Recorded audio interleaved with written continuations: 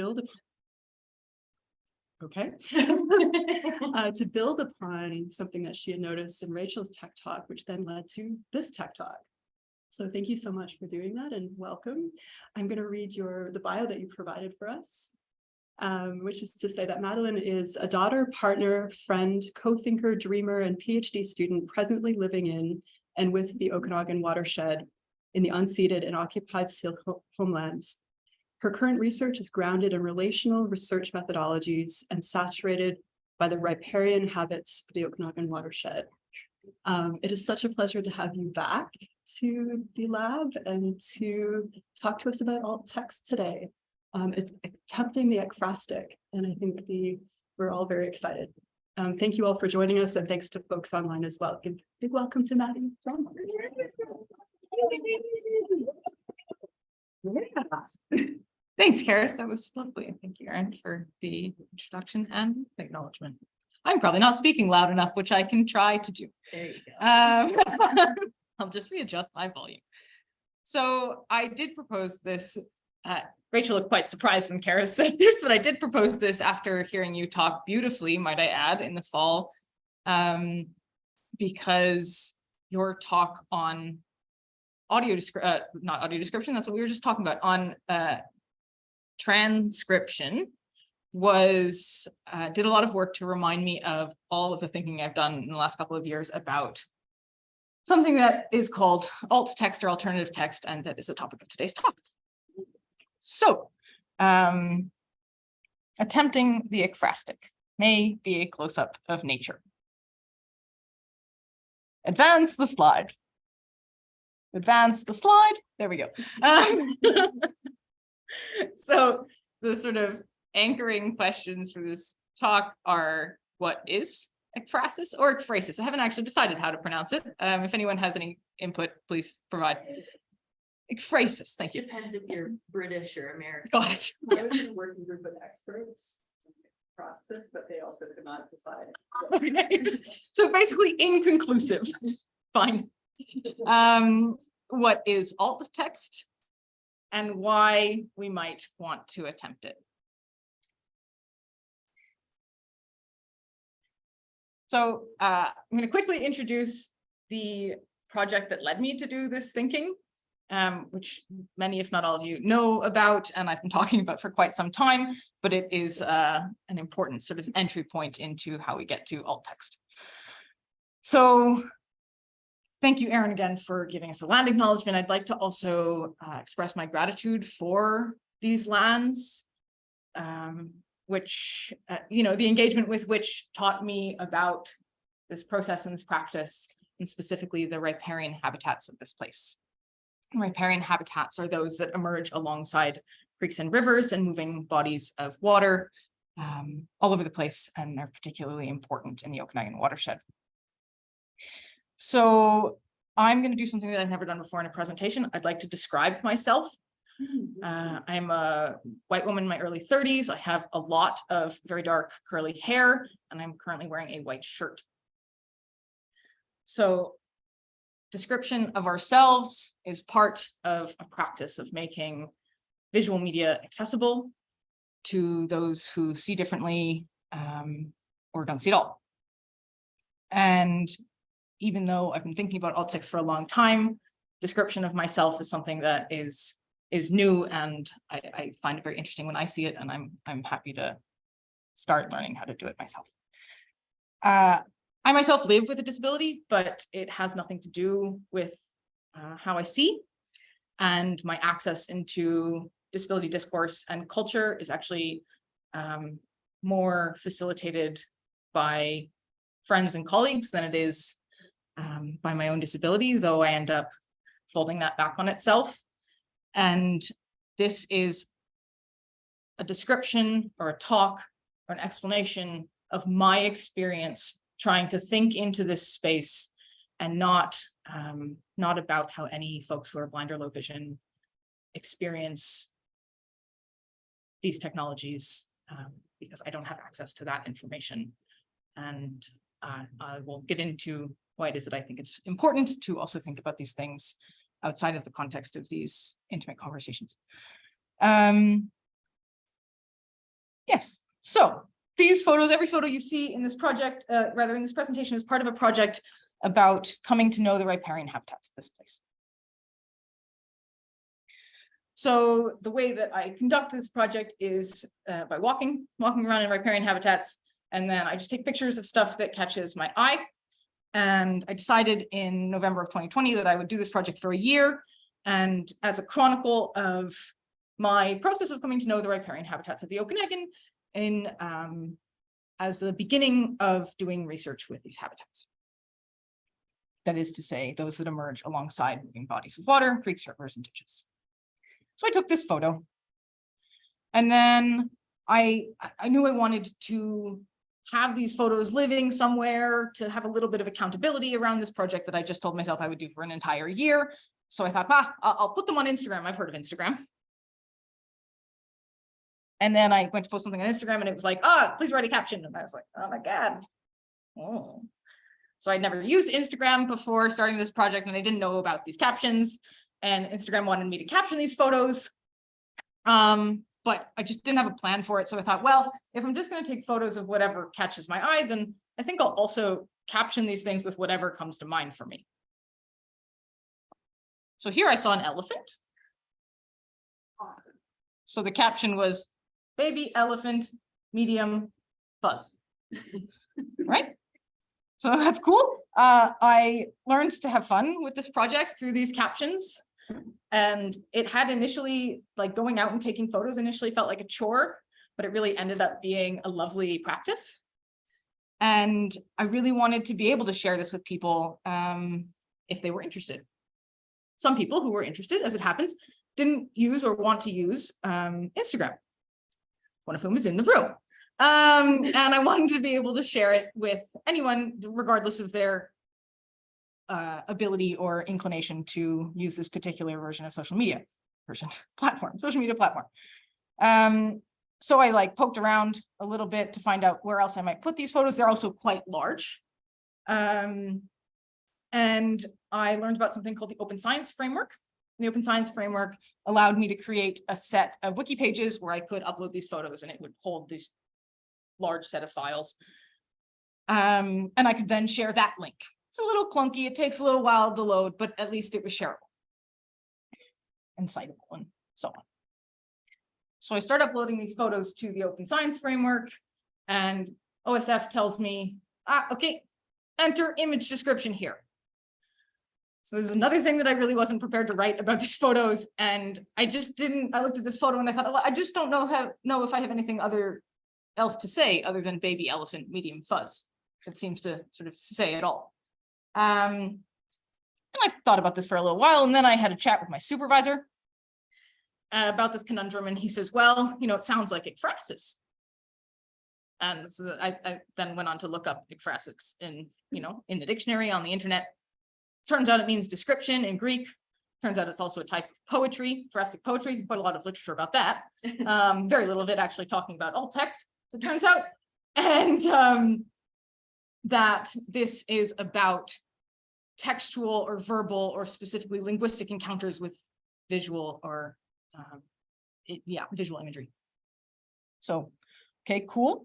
But then I just kept talking about it and talked to my partner, and he was like, oh, that thing that Greg called ekphrasis, it's actually like a technical feature of the software that allows you to describe these photos. So screen readers can read the descriptions of these photos, and folks who are using screen readers can have access to them. And that was a little bit embarrassing that I didn't know about that, but as it turns out, he did. So that was lucky for me. And I learned that it was called alt text. So alt or alternative text is rich descriptive text that is an essential part of web accessibility.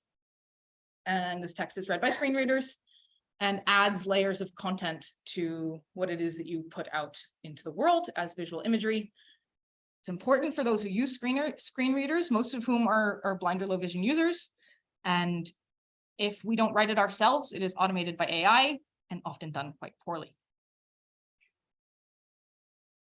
So, okay, I've now committed to writing alt text for all these images I'm going to post. At first it was a bit clunky. So cluster of white, brown plant fuzz branching out from center in focus in foreground, green grass and brown branches in back. I mean, please. This was a very, I copied verbatim from my very early alt text writings. It was not great, but I had made this commitment and enthusiastically tried to stick to it. But I had all of these questions. I didn't understand what to do about descriptions of color. I primarily take photos of plants. Color for me as a person who sees color is a very obvious way to describe plants, especially if I don't have any other words for them, names.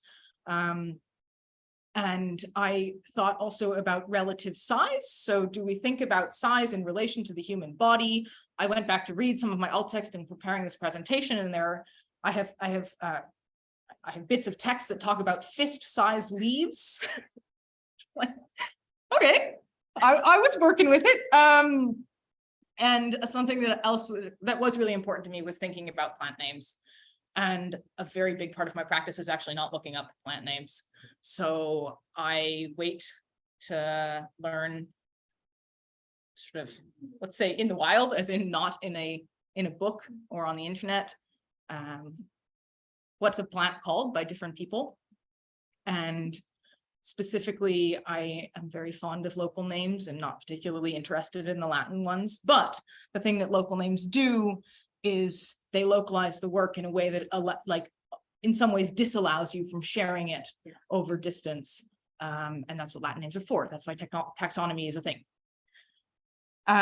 Also, why on earth do I have so few words for texture? Texture seems like an obvious way to go in thinking about colors being hard to sort of relate to in this context, and size also not really knowing how to deal with that. But texture felt obvious, but as it turns out, I have just very few descriptive words in my vocabulary for texture, and I really wish I had more. So I don't have any definitive answers to any of the previous or these questions, but the rest of this talk is about thinking, is about sharing where this is being done, where it's being done well and maybe not so well, and what those things mean.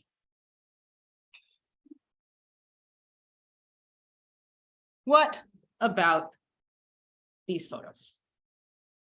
So these are two photos that I took in the course of this project. And as I remember it, my first question is about color. But what does a color mean to a person who doesn't see as I see? I don't even agree with my partner, who grew up speaking a different language than I did, most of the time, what's green and what's blue. In preparing this presentation, I came across this comic that is an image, and I wish I had been able to record the sound of the screen reader reading this. But this is up, but I'll do it out loud anyway. So this is an image of a woman with straight hair carrying, or a person actually with straight hair carrying 5 buckets of paint. In a speech bubble, there is a cup of coffee, and the text above it, it's a screenshot of, rather the whole image is a screenshot of 2 panels of comic. The text above this first panel says, I recently had to choose house paint and was delighted to order several gallons of, quote, vanilla soy. The next panel is of a hand using a paintbrush. I like these choices because they turn color into textual information I can use my own arbitrary rules to decode. I may not know where to find vanilla soy or you do blue on the color wheel, but the stakes aren't too high. So I, in principle, would have prefaced this by saying the artist who drew this comic is colorblind and always has been. And this comic, the whole run of the comic is from the nib and is about her experience being a colorblind artist. So in taking this advice, I thought I'd try my hand again to rewrite the alt text for these 2 images. On the left, my left, whatever, one of the sides, you can tell which. I've described this as Dalmatian decay on what is left of a milkweed seed pod. And the other is 2 rainbow sherbet dogwood leaves, splotchy and in transition.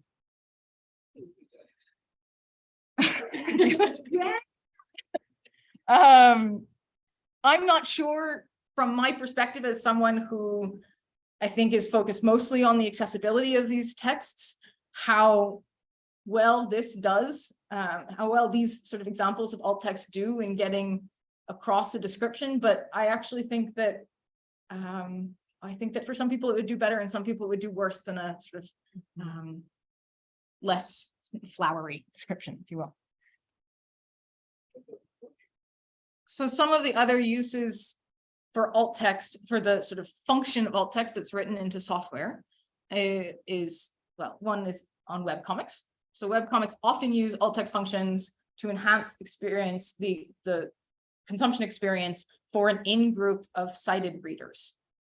So here we see an example of XKCD that provides a series of, or a typography really, of scientific paper names. One says, we put a camera somewhere new. The next says, hey, I found a tree. I found a trove of old records. They don't turn out to be particularly useful, but still cool. And they go on in a similarly farcical way. And you can see the alt text, which appears as hover text here, which is the text that you see when you pass your cursor over, over an image. But it says the hover text, the alt text says, others include, we've incrementally improved the estimate of this coefficient, and maybe all of the categories are wrong.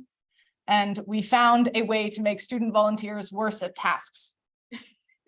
So while increasing the hilarity of the comic, it does not actually describe the image that we're seeing. And it does not actually increase the accessibility of this image. Other ways that alt text is used is in SEO or search engine optimization, because computers, as it turns out, are reading alt text while we're not watching. Adding alt text to your images makes them more accessible to algorithms, and people who do SEO professionally know this very well, and they use it very effectively. It also means that folks who either only have access to or choose to use low bandwidth internet connections can use the internet more effectively, because it means that they won't have to have, they won't have to let the images load, which actually takes a lot of our bandwidth. So there we go, increasing accessibility beyond sightedness. So one of the really important things that I have come to learn about alt text writing is that context is super, super important. I am a person who studies riparian and floodplain habitats in a snowmelt fed system. I walked by this advertisement in town the other day, and I read the top half of it. And so this is a bus shelter, on the side of which is an image of a snowy mountain. And the text, it's a TELUS advertisement. The text at the top says, protect your home from the slopes. TELUS Smart Security. And I thought, oh, that's a very nuanced advertisement for flood insurance. So then I read a little closer, and it says, porch pirate, door ajar, check the alarm. And as it turns out, this is not an advertisement for flood insurance. It is instead an advertisement for those who wish to protect their home with an alarm. And they wish to therefore also not be home in their beautiful home that is so important to them that they need to protect it with an alarm. They wish to instead be skiing, so they can do both of those things at the same time. So context is really important.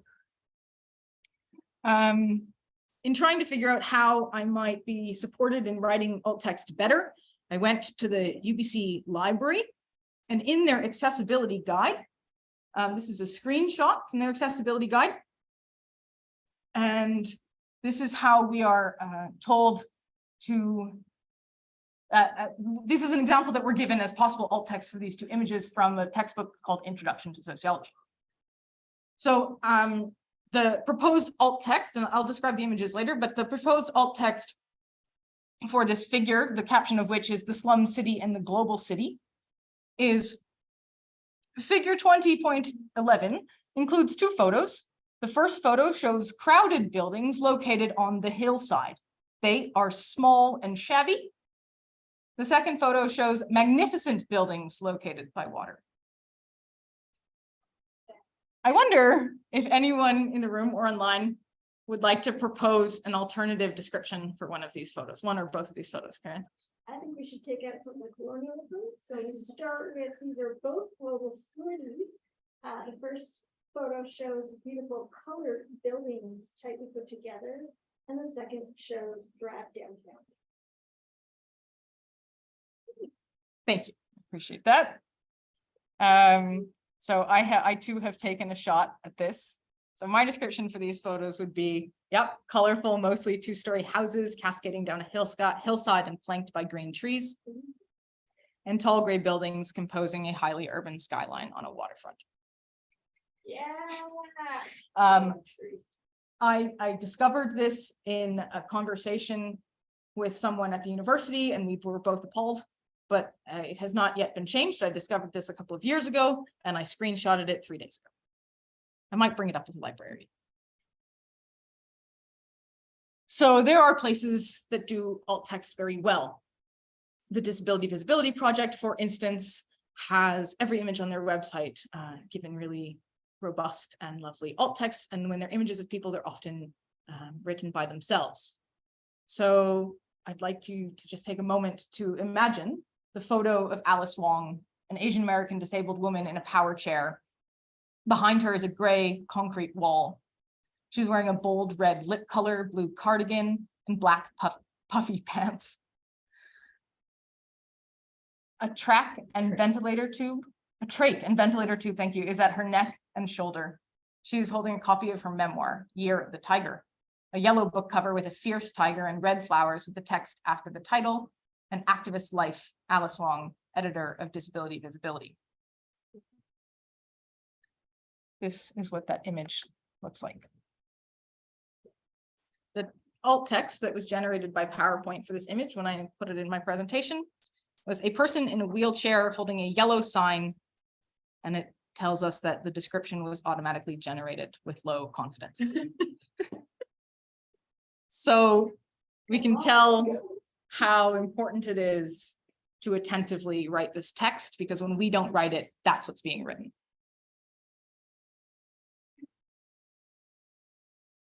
Here's another example of automatically generated alt text for one of the photos that I posted on Instagram. Photo by Madeline Donald on February 24th, 2023, may be a close-up of nature. Anyone who knows anything about the photos I post on Instagram can tell you that this is a description for every single photo I've ever posted. So while it might be relevant in the context of a different set of images, it is completely irrelevant in this context.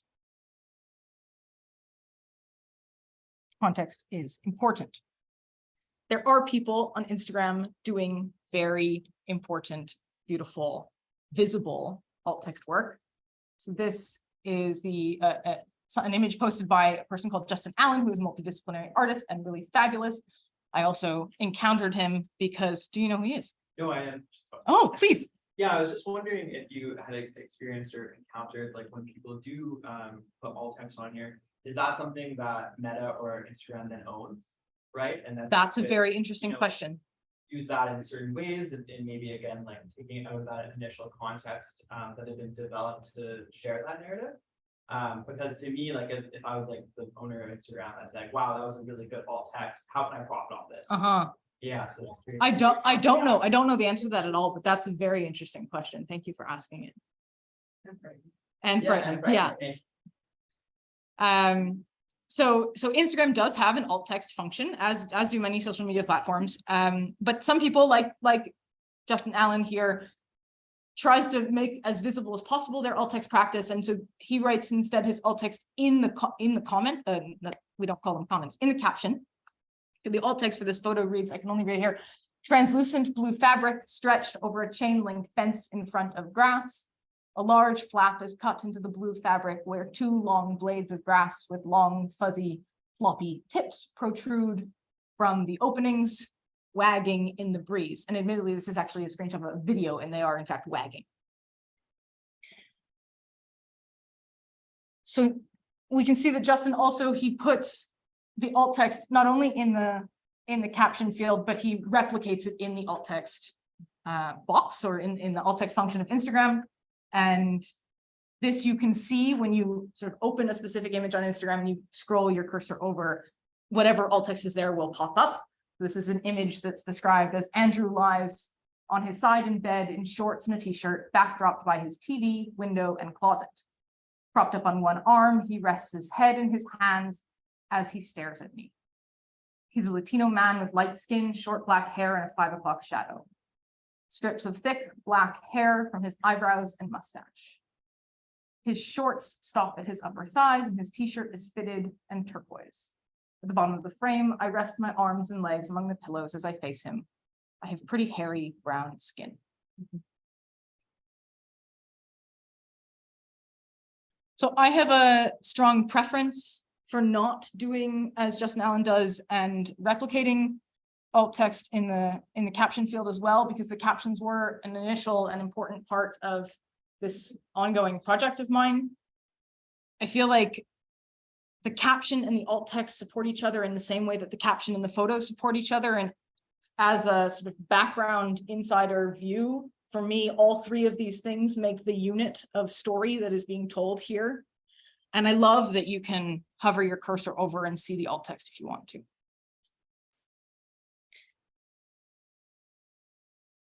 And also, I mean, I think I also wanted to say, just revisiting my notes, that it's never going to be possible to exactly replicate a photo in text. And there's no reason to think that it should be. And it's never going to be possible to make absolutely everything accessible to absolutely everyone at all points in time. But we can do the best we can with the tools that we have. And this is how I'm trying to do that. I wonder if there would be one thing that I was always taught in my community is like when you go to another community, introduce yourself in a way that will allow that community to like know who you are. I wonder if there's any information sort that you could be doing about like geotagging different alt texts, so that if you're like visiting from a certain location, that a certain alt text would for you essentially, because it's more related to the That's very outputs interesting. that you're interacting with. That would be, I think the AI would have to be in a much different place than it is today to do that, because for someone specifically to do that would mean it would have to sort of differentiate in this sort of Where you are. eternally fractal way that would be impossible for one person to write for. It's a beautiful thought. It's a beautiful thought. It's really just lovely. like- And especially because these images are geotagged. I mean, not intentionally, obviously, but I actually find it useful to have GPS positioning on my own photos. I don't make that public, but I'm almost certain Instagram can access it. We're doing it with crowdsource. Yeah.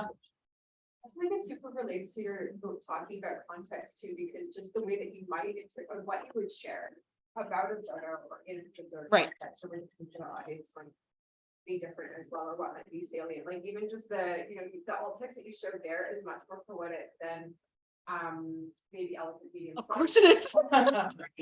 And so if you just think about how the way that your writing has shifted and incorporated things that you've been learning, but also how you might actually spontaneously develop an alt text of a particular flavor for a particular audience. Yeah, as yeah, well. for Like, I sure. think that's really related to what you're talking about. Yeah. I think it's making that relationship clear to the user. Yeah. And that would be done, I would imagine. Like an assumption would be that people in the same geophysical space probably have similar ways of decoding and interpreting. Yeah. Instagram. It's just You could experiment with this. You could find a specific plant, put a little like QR tag, and it could become like poetry that each person makes. Yeah. I think it's a good idea for you to have more projects. I think it's a really bad idea for me to have more projects right now. We're saying no this year, people. We're saying no. Okay, so so all of the images that are in this presentation, as I mentioned, are from this project of mine, and they all have alt text behind them. So in PowerPoint, there's also a function to add alt text to all of your images. As we've seen, as in the picture of Alice Wong, the PowerPoint generated alt text is not great. So this is an example of what some of these alt texts are that are just behind these photos that you can't see because you're watching it in a particular way. I'll just give you a moment to read any that you might be interested in. Do you find when you're doing this, like, so it's only it's because we're in the presentation and I'm thinking about the things that you're saying, but when you say cracked surface soil, do you ever find yourself wanting to say in this project what it means to you? So so that's actually a very interesting recommendation that's given when people talk about how to write alt text is name the things that are salient to the context. And especially I think when you're a researcher and you've been working on the same project for ages. I have so much to say about the salience of all the things in these photos. And it for me, like in some ways, I actually prefer this kind of sparseness because it allows for the space to open up around, actually, there's so much more to say here. Because it would be unrealistic for me to say the things that I would maybe prefer to say. Yeah. I noticed there's no temporal aspect to any of these alt texts. Do you have an idea of why that like might be? Like, so for example, I mean, I wrote all of these, so. if like, but it could say like in season or like Right. spring, like there could be this piece of like temporality. So actually, that actually has to do with your other question, which is effectively, spring doesn't mean the same thing everywhere. If you're reading this from the tropics, spring means nothing. If what you know is the tropics, spring means nothing. Yeah. And so I do try instead to sort of indicate seasonality for those who would be familiar with these types of things, right? So the ripeness of these berries, for instance, like if you know that this is a buffalo berry, the fact that they're red actually means very little because buffalo berries stay red for a very long time before they get ripe. But the other thing to say about that is all of these photos have date on them. And because I post right after I take the photos, I do try to sort of also to keep my workload down, minimize the amount of duplication of information that I'm putting out, which I'll actually get to in a second. So the next slide is a video of a disability activist and whose name I'm currently blanking on. Chancey Fleet is her name. And she's going to talk to us. I'm going to run like 4 or 5 minutes of this video about, well, you'll just see what it's about.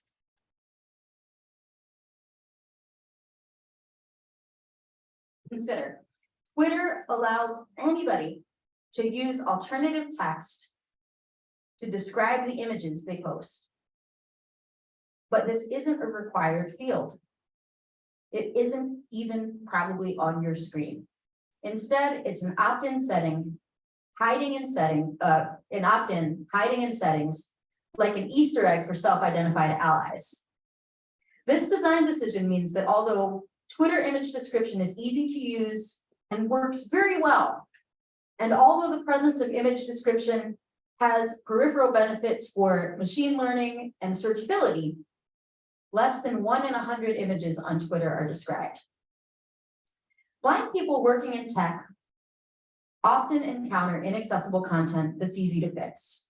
Undescribed images, PDFs that don't have text in them, slides that are at the front of a room but aren't available anywhere digitally.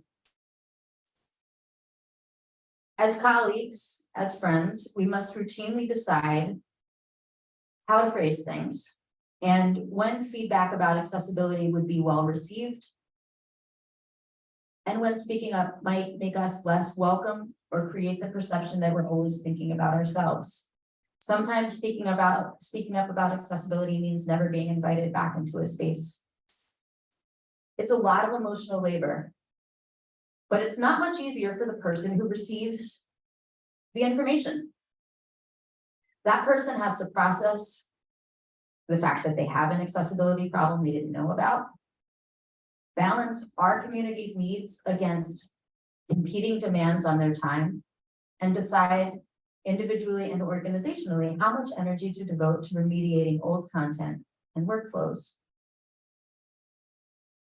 This isn't necessary. Popular digital tools, from social networking to document creation and presentation-ware, could position accessibility errors like spelling and grammar mistakes. Imagine required fields that haunt you until you fill them with description. Little white canes and guide dogs relentlessly tapping your improperly classed web elements and running circles around them. It's not the industry's practice to do this because extra steps create friction, and the industry doesn't want to disturb your flow and your loyalty by bringing to your attention the needs of people you won't meet. But when you do meet us as colleagues, friends, visitors, clients, you may find that the friction you've been spared 10 seconds at a time. You haven't been spared at all. It's been accumulating. And when the moment arrives that you learn a mass of images, documents, presentations, or code needs your immediate and extensive attention, you'll know what it feels like to live with ghost-written code. In pursuit of Sorry. So to not extend too long, I actually just sort of want to say thank you for that video being on the internet because it's fabulous. And I recommend you watch the whole thing. It's actually only 10 minutes long, but and it is in the sort of resource list of this talk. So to start to wrap up, my experience in learning about alt text is that it's actually, it's something you have to commit to. Like, I haven't done the best that I've been able to do.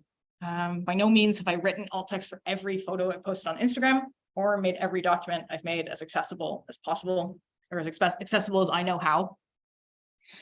And creating a parallel version of my Instagram feed took a ton of time.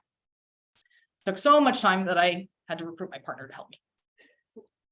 He would upload the photos through the super glitchy software that would jump all over the place.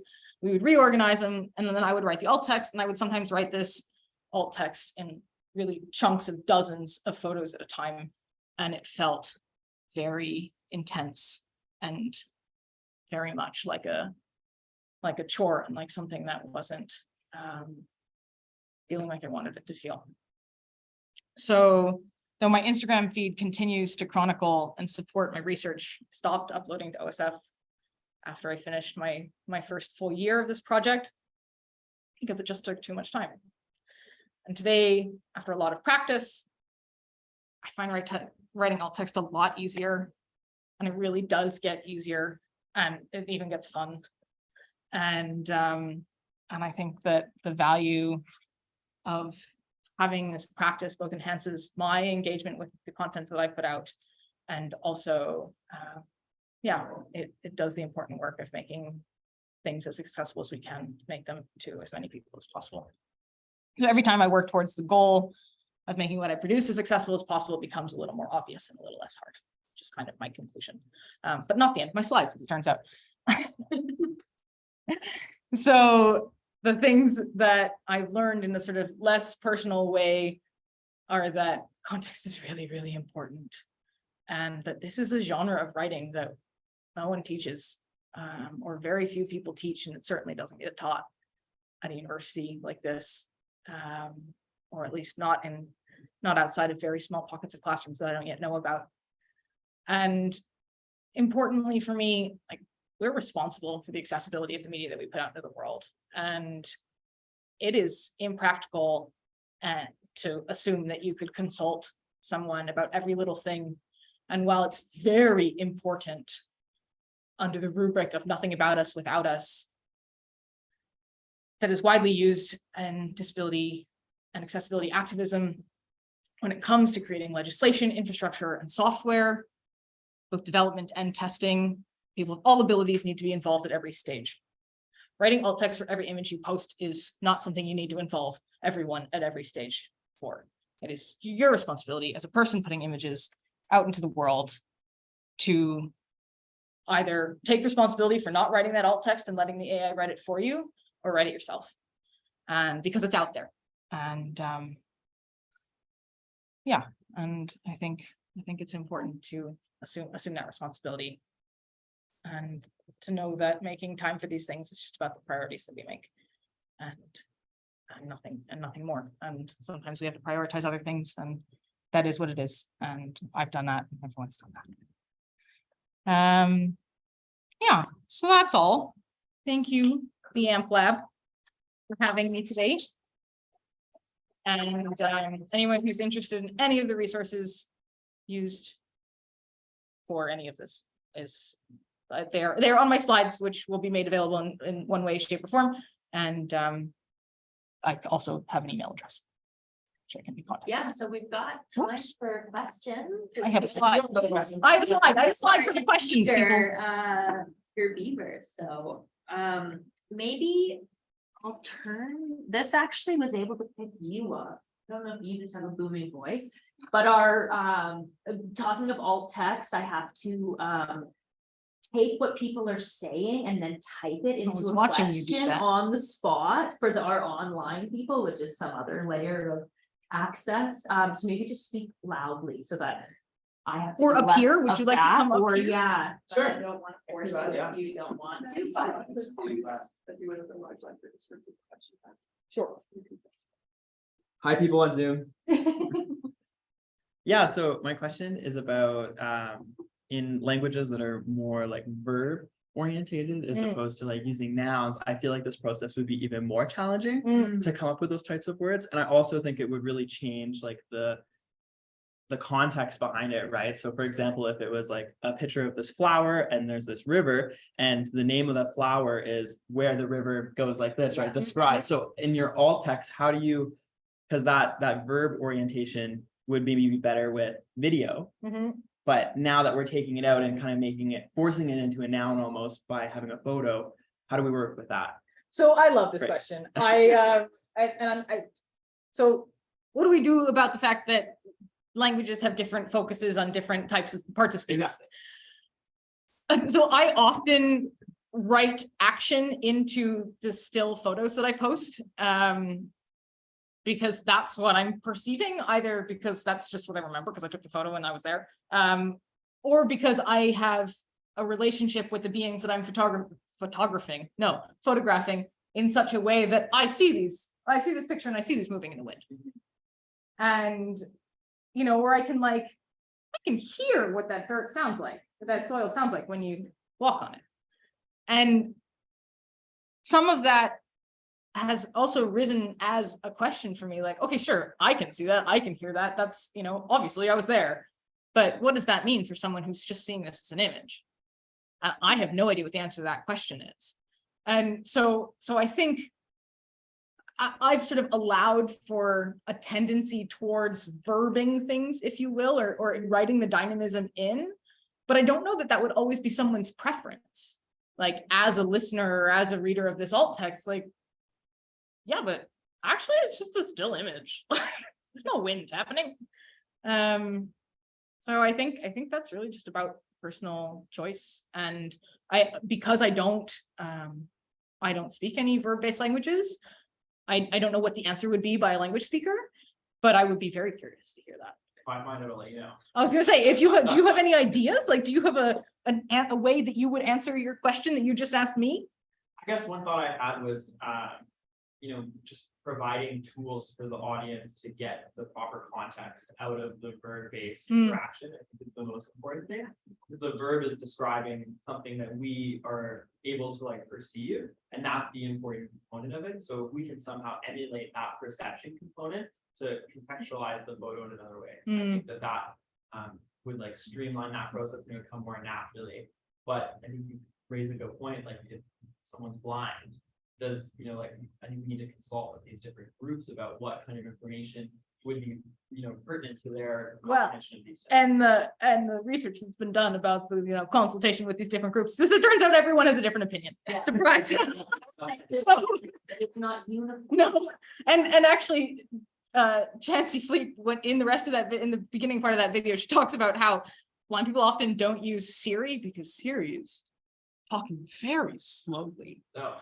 And often people who are using screen readers to get through their day are setting it to 500 words per minute. Yeah.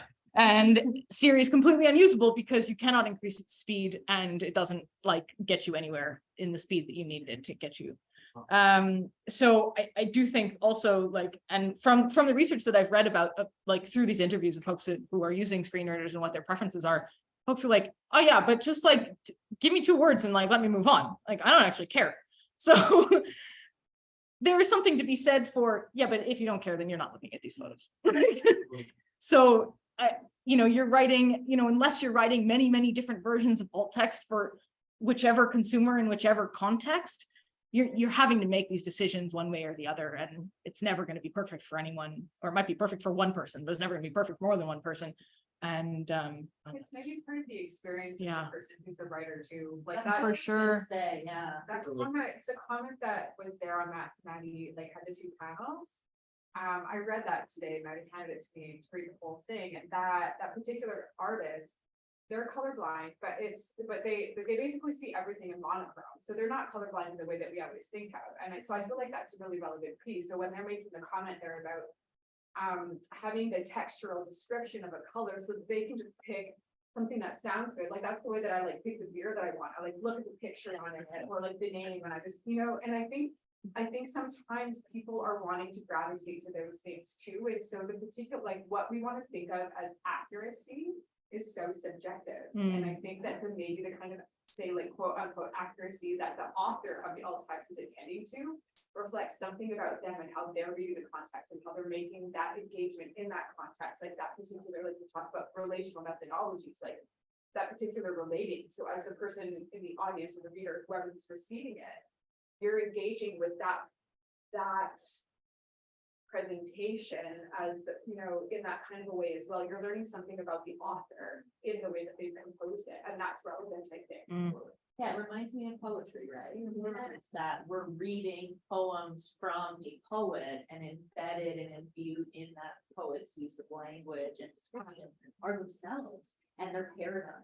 And so that's one of the things that I find interesting about alt text, especially with some of those examples earlier of the buildings. You can feel that bias built into that description. Yeah. And so we often are trying to eliminate the bias when maybe what we actually have to endeavor after is making it visible. Yeah, it's so cool. So What does red mean to you? How do you describe red? Well, what does red mean to you?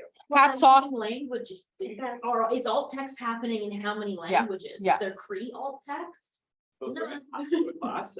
Hi, thank you so much for asking questions. Thanks. Thank you for being vulnerable with your presentation and awesome, as always.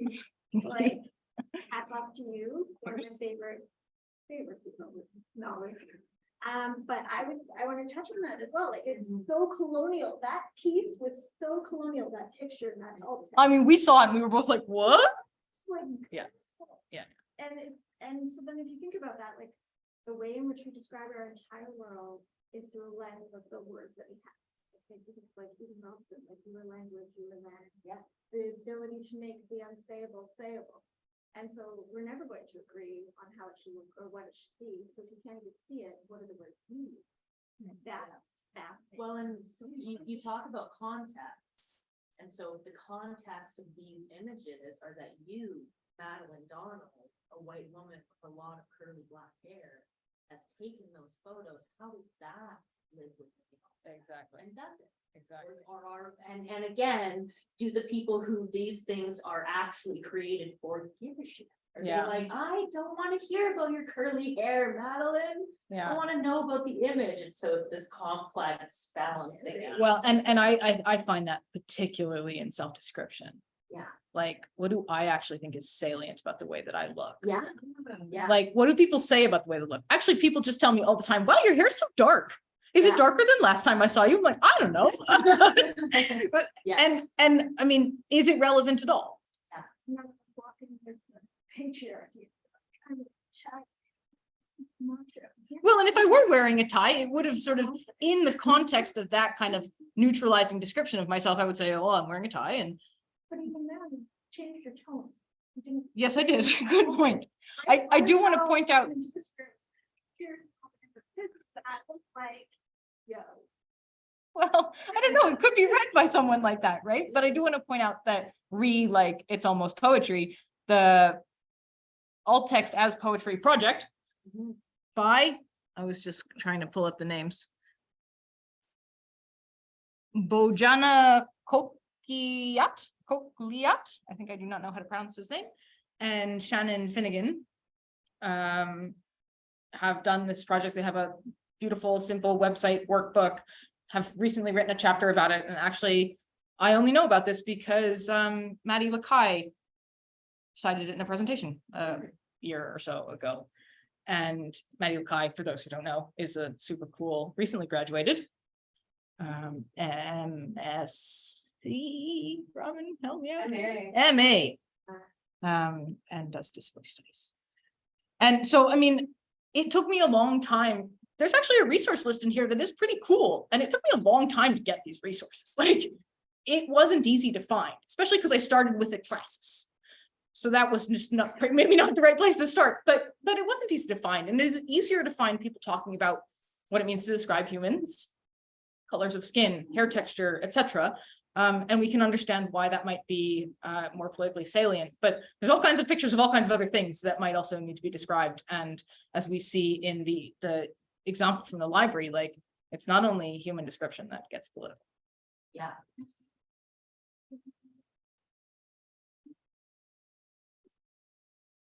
Any other thoughts, comments before we wrap up? You've had lots of very excited online folks saying that they've really enjoyed it. Thank you so much. Thank you, online folks. Yeah, Sarah Cassidy, who is not someone that I know, but she says she's a poet and website content writer in Cool. Victoria, and that Cool. first our way, and of course, in amazing Zhaochuan fashion, she was just quoting all of the lines from the event.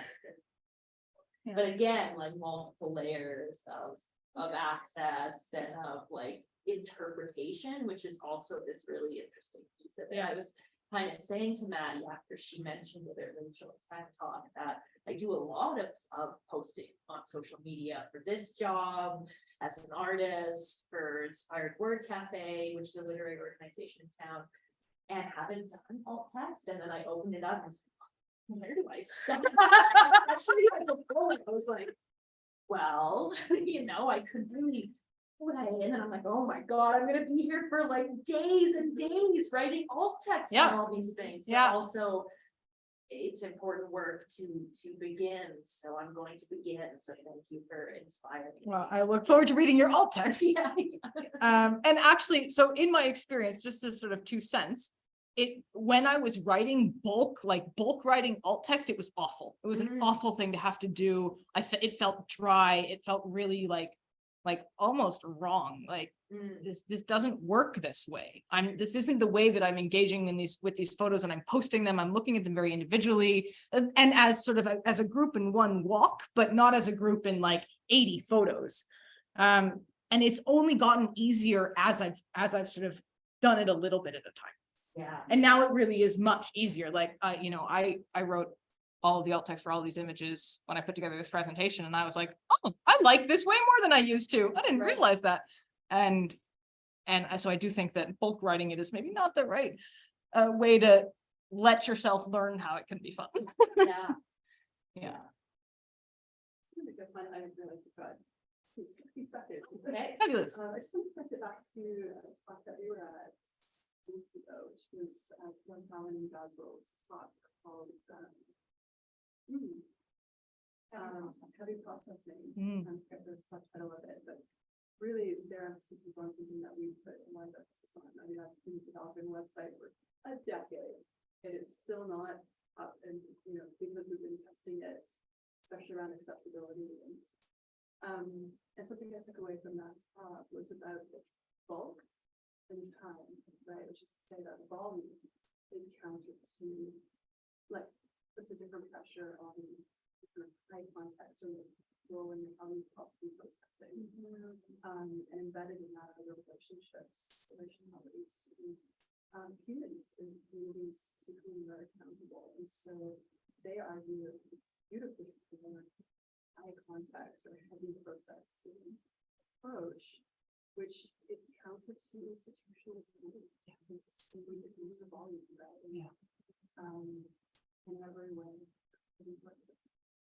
And they brought up credit time, and some of those other examples of stretching time and holding time, and we always talk about corrugation. Talk about corrugation. I talk about thickness. Like, there's a lot of different ways to talk about this. Thank you for saying that, Karis.